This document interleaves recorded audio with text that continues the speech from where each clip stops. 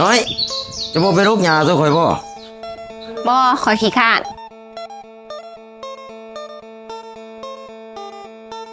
โอ้ยพกจะน้อยานี่ก็เนาะ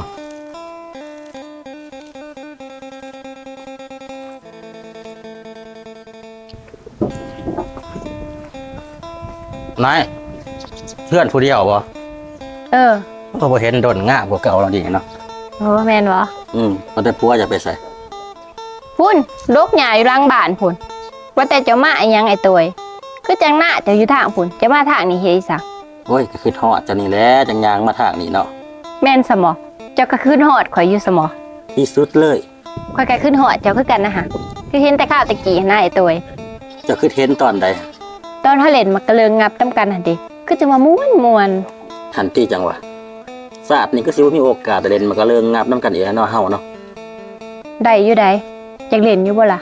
ว้ายเรื่องยามก็อยากอยู่หั่นแล้วแต่ผัวเจ้าหั่นเด้ซั่นบ่ยากนะข่อยมีแผนอีหยังล่ะเว้าให้ฟังนี่ติมาติข่อยสิซับเฮ้ยเป็นเดือนอะไรจะบ่ได้จวดได้จาดกับข่อยพอดีนี่โอ้ยสิให้ข่อยเอาเหือแห้งไว้ซะเฮ็ดเวียกก็ยังเมื่อยบ่ตายเด้หันติเจ้าหันว่าเมียเขาปากันย้อนบ่ได้ดอกได้คู่ละไดโอ้ยเจ้าก็สิหิวสิโหยปานนั้นบ่เฮ้ยห่วยความแง่นมันบ่ได้ปานี่ผู้ใดได้เป็งห้วยพวกนั้นเฮ็ดที่สร้างหั่นน่ะกลางเว้นกลางเวียกสมาพากันเล่นมันก็เลิงงับบ่อ้ายบ้านอ้ายเมืองเขาบ่พวกเจ้าโอ้ควงเนาะโพดพวกเจ้าดิเหยียบปากมึงหั่นอยู่ไสจะได้ดินมันก็เลิงงับมึงหาเรื่องหาราวเลยจะน้องกูสิไม้หัวมึงหั่นคนนั่งโซกันอยู่ซื่อๆมันสิคือคนเฮ็ดกันอยู่ไสบ่คือผีบ้านี่คันว่าเจ้าบ่ได้เฮ็ดกันก็ขอโทษ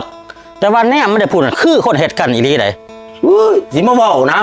กูบ่ได้เชื่อหัวมึงดอกข้าเจ้าบ่เชื่อจะล่องย่างกับแม่ภูมินั่นน่ะฮะขอยสินั่งกับเมียเจ้าแน่มานี่คือโลดบ่กูบ่เชื่อหัวมึงดอกลองเบิ่งติเฮ้ยบ่เทื่อแม่นความเขาบ่จักกูสิย่างไปเบิ่งคันบ่แม่นคือความมันเว้ากูสิไม้คอมันโดดมื้อนี้ที่ให้สาวเฮ็ดใจเรามาเบิ่ง